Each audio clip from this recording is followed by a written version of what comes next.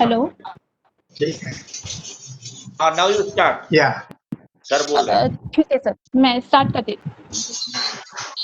Okay A very good afternoon to Professor Dikshit sir, Rajesh sir, S.Y. Shah sir, and respected faculty members, seniors, and my dear classmates. Professor Dubey भी है, professor Dubey.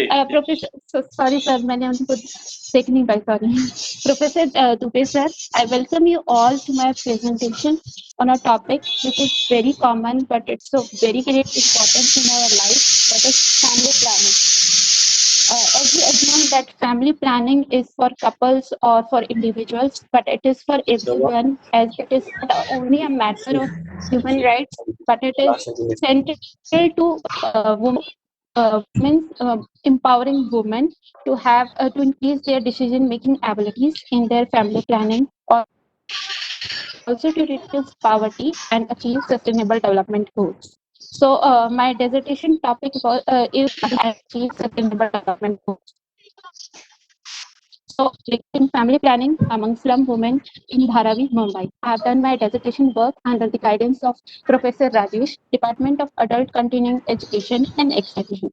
In my presentation, I will briefly give an introduction of family planning, my topic, why this study was needed, its objective, hypothesis, research methodology used in my study, observations and results, findings and discussion of the observed results, summary and conclusion, and further recommendation. So let's begin with what is family planning.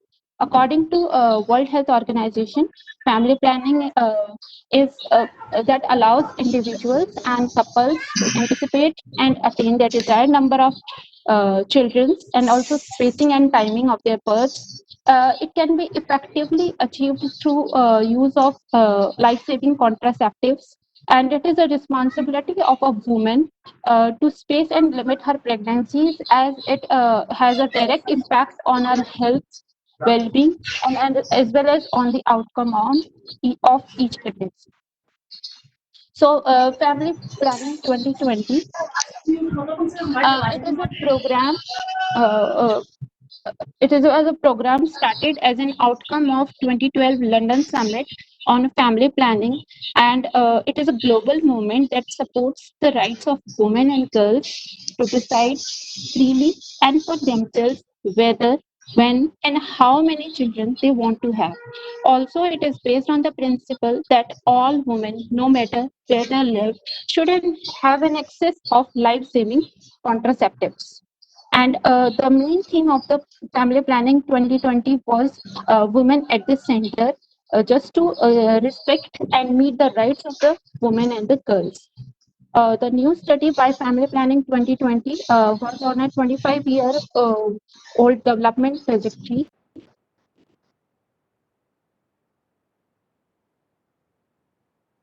That from the period 1994, which was focused on the recommendation of ICP, that is International Conference on Population and Progress. If we look into the recent facts, that 314 million women and girls are using modern contraceptives in 69 low-income countries, and India is one of them. And India is also among the and India is also having the largest level of national government expenditure on family planning. So the deadline has arrived, but still the problem is significant. The main reason behind this is in our country, the population of women of reproductive age increases by almost 4 million women each year. That means they need vital family planning services. Also, there is a huge gap between the sexual and reproductive health of women.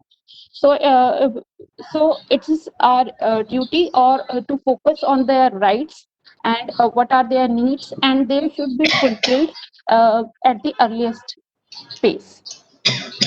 Now, there are two main things that are very important or contributing to the family planning. That is, first is maternal mortality ratio, as it is a key health indicator and has and the direct causes of maternal deaths are well known and are largely preventable and treatable. The maternal mortality ratio is calculated per 1 lakh live births, and also it is a important goal in Sustainable Development Goal number 3. The present ratio of our country is 122 according to 2017 census, but the target is to achieve or to reduce the global MMR ratio to less than 70 per 1 lakh live births.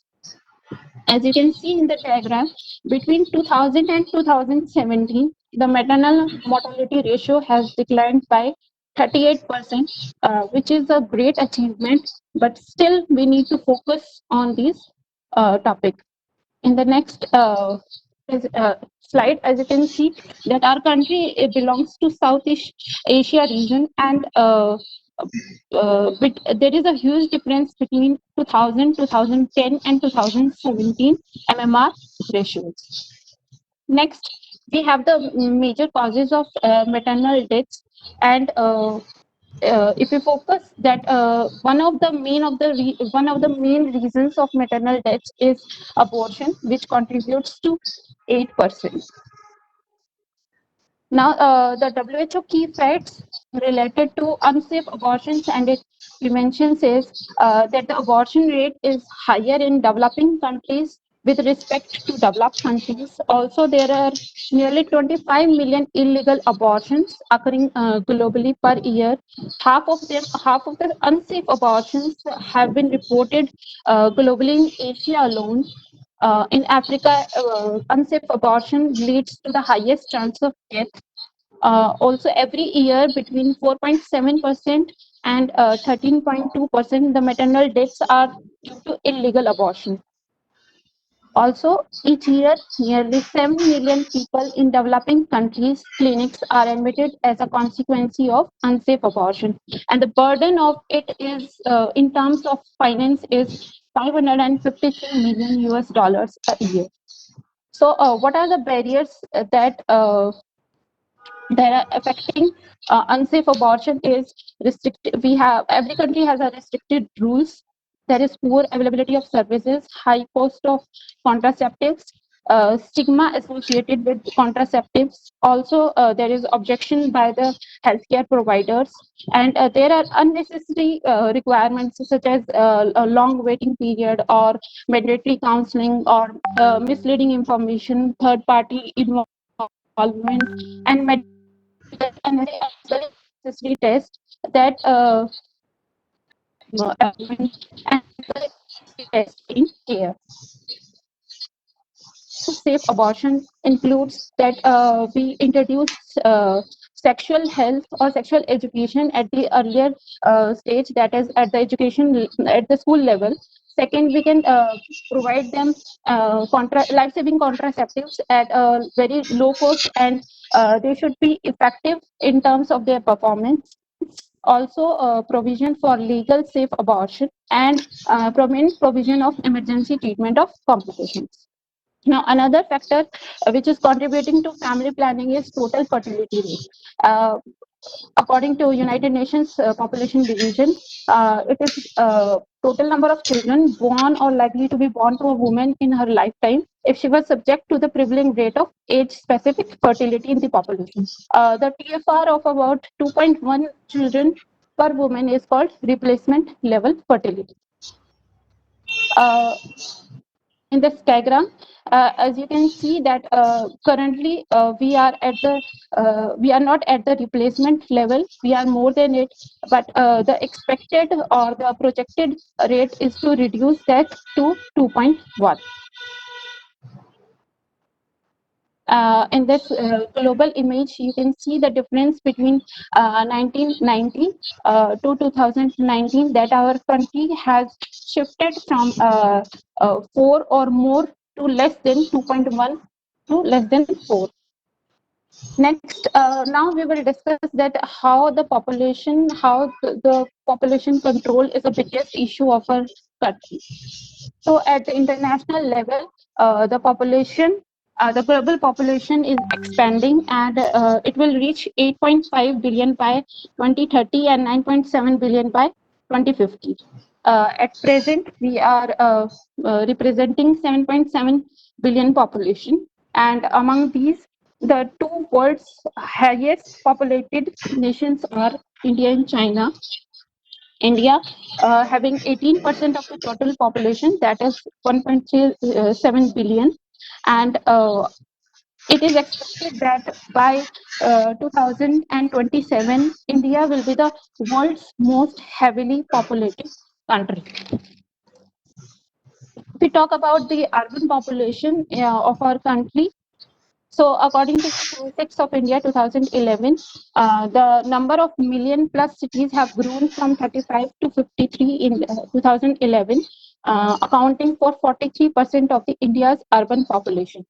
According to the report of Higher Power Expert Committee, it is estimated that by 2031, India will have more than 87 metropolitan areas, and the urban population is likely to soar to over 600 million. That means adding about 225 million population to the present urban population, and that will be really a huge burden. So, according to National Sample Survey Organization, what is slum? So, it is a highly congested area with crowdedness and inadequate sanitary and drinking facilities in unhygienic conditions. So, if we look at the slum population of our country, there's a slum population. There are 13 towns and cities represent 17% of the slum population among the total population of India, according to the Census 2011. If we see the state-wise, then Maharashtra having the highest number of slum population in terms of number, and also if we focus on the sex ratio also. So in Maharashtra, there was no such change in the sex ratio compared to 2001 and 11. Now, my area of study was Dharavi, and Dharavi represents 3 lakh to 9 lakh inhabitants with a density of 55 inhabitants per square meter. Also, it covers 5% of metropolitan areas, and there are 94% migrants, with 30% population as Muslims and 60% as Hindus. Among the occupations, 35% are self-employed, whereas 30% are wage employed. If we talk about the if we talk about the city's GDP, then it is 60%, and there are 534 religions in this area. Now, why there was the need of this study to be conducted, as family planning or is related to population control, and population control is one of the biggest issue of our country, and it is also responsible for arising other problems like poverty, health issues, etc. So also Dharavi, the area is the largest slum of Asia, and it has more scopes of research compared to rural and urban areas. So I choose Dharavi as my study area. And also, there is the difference between the expectations and the reproductive of women exist. So it's very important to promote family planning among among the slum population in order to ensure access to preferred contraceptive methods to ensure one's well-being and autonomy of women while supporting the health and development of communities. So, according to WHO, again, the family planning will help in reducing health risks related to pregnancies. It will help in reducing the health factors or health indicators such as infant mortality rate, maternal mortality rate. Also, it will help in prevent HIV/AIDS. It will empower the women to have their to increase their decision-making abilities in their family. Also, decreasing adolescent pregnancies and lowering population growth. So, with respect to this, I have developed two objectives. First was to assess the knowledge and attitude regarding family planning among slum women of Dharavi. And second, to find the association between the selected demographic variables with knowledge and attitude scores of slum women regarding family planning in Dharavi, Mumbai. I have developed three hypotheses. The null hypothesis was reflecting that there will be no direct relation between knowledge and attitude scores. The H1 hypothesis reflected that there will be direct relationship between knowledge and attitude scores, and last hypothesis was developed to that there will be an association between the selected demographic variables with knowledge and attitude scores regarding family planning. Next, the criteria which I have developed is the inclusive criteria involved all the married slum women belonging to age group 15 to 49 years, and they were willing to participate and living in Dharavi. The exclusive criteria involved only the married slum women.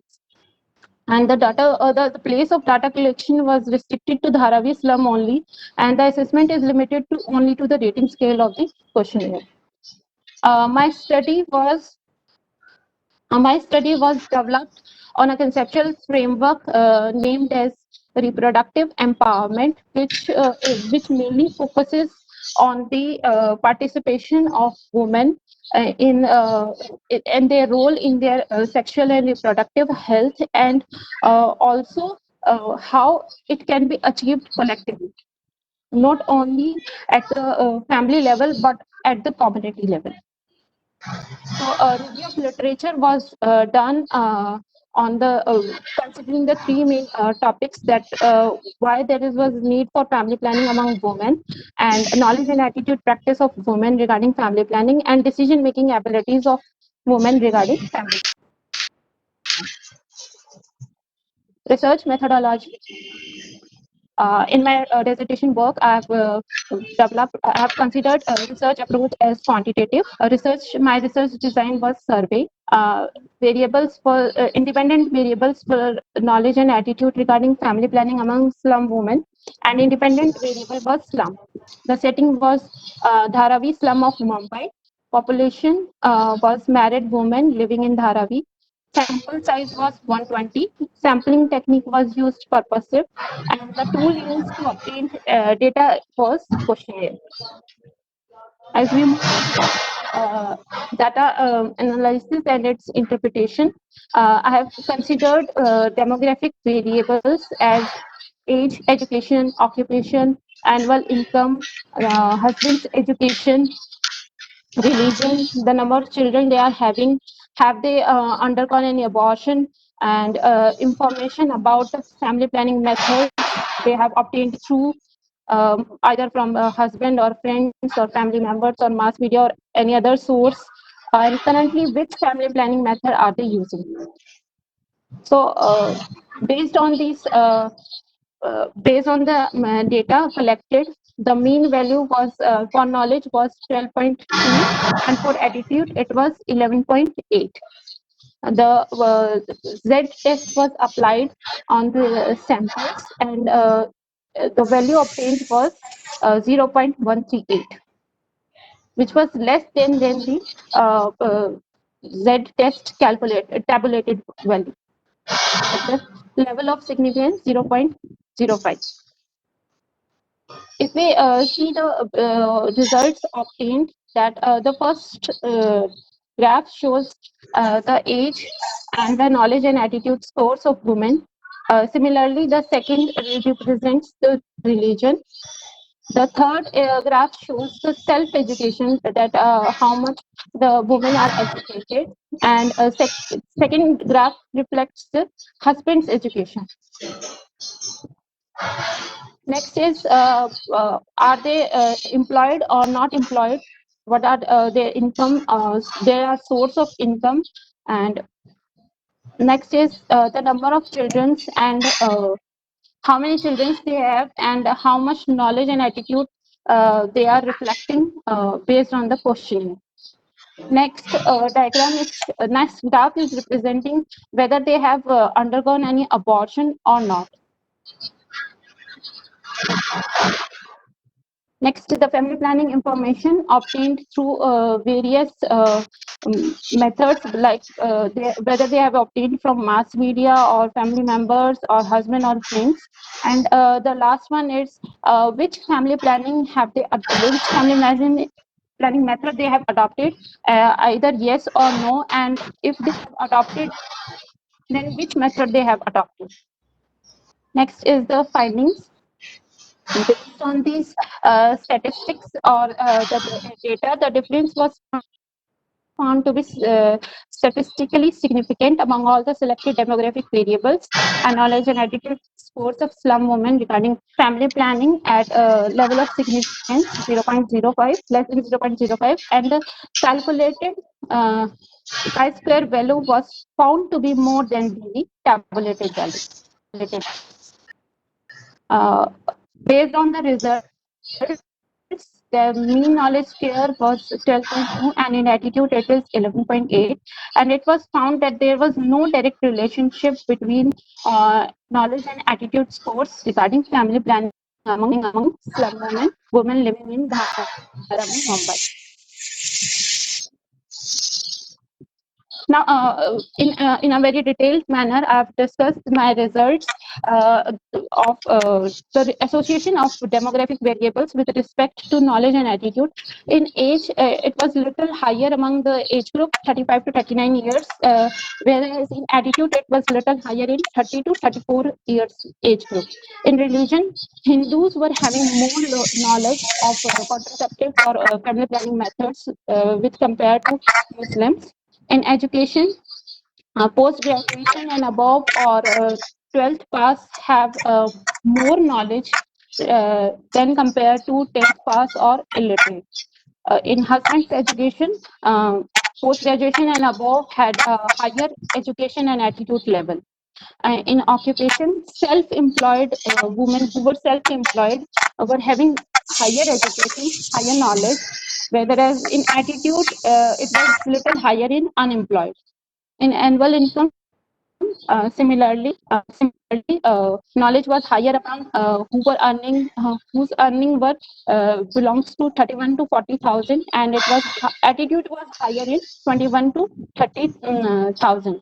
The number of children, the knowledge was higher among who were having only one child, and in attitude it was higher among 3 or more than 3 children.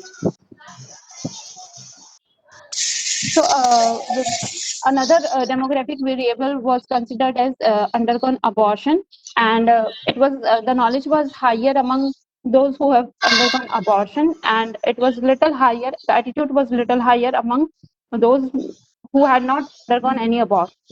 In family planning information, it was a little higher. Those who have obtained family planning information through mass media, whereas in attitudes, it was higher among friends. Family planning methods adopted, those who were using family planning methods were having more knowledge compared to like in attitude. Those who were not using any family planning method, they were having a little more knowledge. So in summary, the study was conducted to assess the knowledge and attitude regarding family planning among slum women in Dharavi, Mumbai. Survey design was used. Also, the sampling technique was purposive and the sample size was 120. The data was collected using the structured questionnaire and a rating attitude scale. The conceptual framework was developed on the basis of reproductive empowerment conceptual framework. Also, the tool was prepared and pre-tested for its validity and reliability.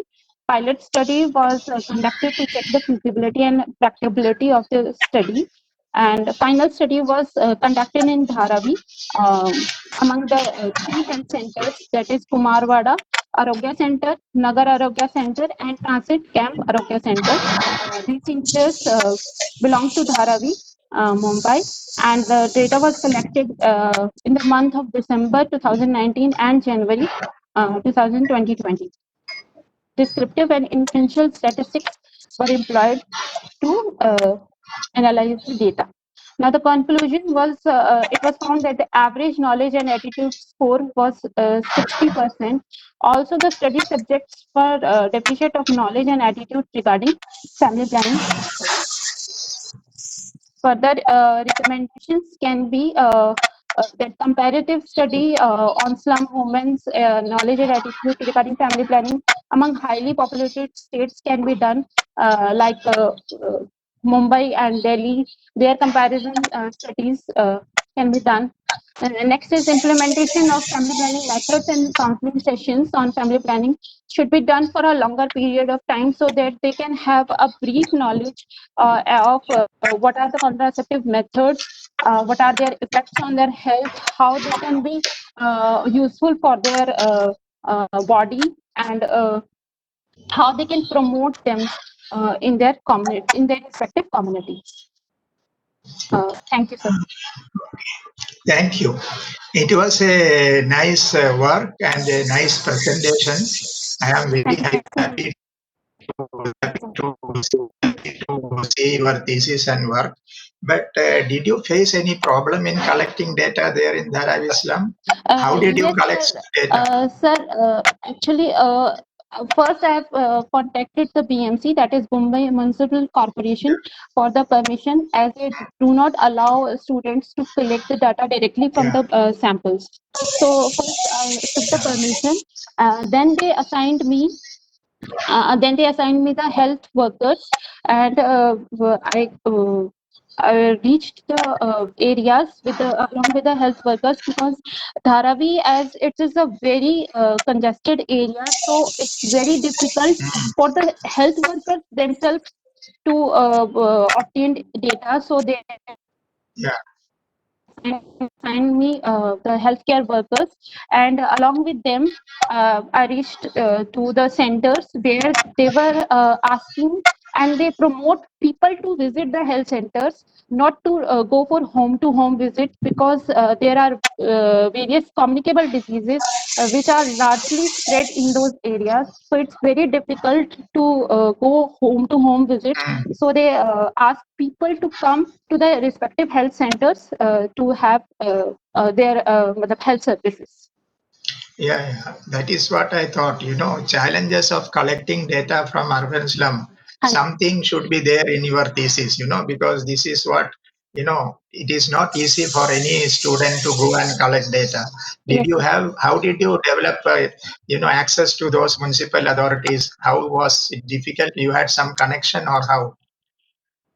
Because, Sir, few of my friends yeah, are working there in respective NGOs. They are yeah, working in their NGOs. So I contacted first them to yeah, have a so that I can access to the so, yeah, so they referred me to the corporation. There yeah, we, I wrote a letter that mm, I mm, have to collect the data, and they asked me that you should have a further permission letter from your department. So I contacted mm, Rajesh sir for the approval, and then I submitted that letter yeah, to the BMC, and then they given me the permission, and they told me that not to go directly in that area, because it will yeah, create a huge problem for mm, you mm, on health also, and it's a very congested area. I mm. mean, you go, you can't go directly in that area. Yeah, You that is. have to have plan in Okay. area Now or you must that you are get going to back to cover. them. Your research, whatever you have found, you must report to that agency, municipal corporation. This is what I got support from this agency, your department, and I did research. These are the paper. This is, you must tell them some policy implication. What did they benefit from your research? Something you must write and inform them. This is what happened. Many times students go institution, collect data, then they don't get back to the institution. So now they have given you the institution. So now they have what is the learning? What are they benefiting? So it may help them in future also. They will encourage, give Yes, support sir. to students. This is a very important aspect of Yes, sir. research. So you must go back to Sure, them sir. that thank you, I have done this study. This give a copy to that municipal commissioner or something. they must know Yes. what all things have happened. This is very good things, and policy implications are very important, these studies to agencies. So they must benefit Yes, from your research. Then it is very good. Otherwise, it will remain an academic paper, Yes, sir, sure. Sir, So I've good. contacted the respective doctor who assigned me the health worker, and Yeah, they yeah, asked me to get it published yeah, in a national or international journal, and then yeah, submit the copy. So so me and yeah, Rajesh sir good. decided to submit my this research paper in NCRT, and I've already submitted it. So I'm waiting for the NCRT's response regarding my paper submission. Okay, good. You must also get it translated into Marathi. It must go to the slum area, And some they should know what is their thing. People have come, what is their status, so benefit of research should also gone to the participants who gave you data, and so yes. this is where the link is established. This is what is missing. Most of our research, we go collect data, forget about our sample and people and villages. So next time when somebody goes, they say, ये लोग आते हैं हमारा time waste करते हैं, हमें क्या फायदा है? And So see that research goes down to them. So it is very good. What next? You have done this study. This is the end, or you want to carry out or do something more? so I want to carry out something more. I want to go for a comparative study that what is the difference between knowledge and attitude score